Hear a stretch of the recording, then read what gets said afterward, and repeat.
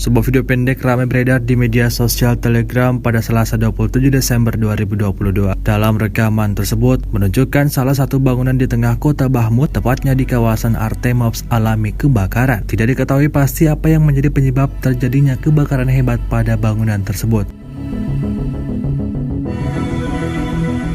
Tampak dalam rekaman gedung itu masih diselimuti oleh kobaran api. Pemadam kebakaran ataupun petugas keamanan bahkan penduduk setempat tidak terlihat sama sekali di sana.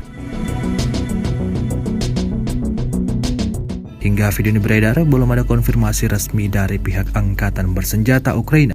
Kendati demikian, video yang diabadikan oleh salah satu pengendara ini dipenuhi beragam komentar dari warganet.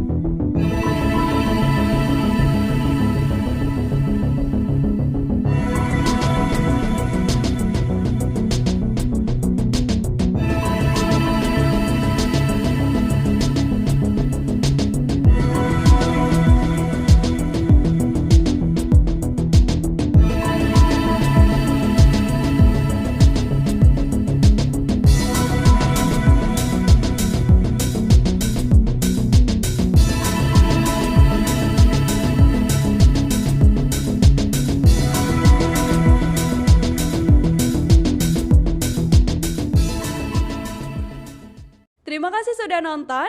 Jangan lupa like, subscribe, dan share ya.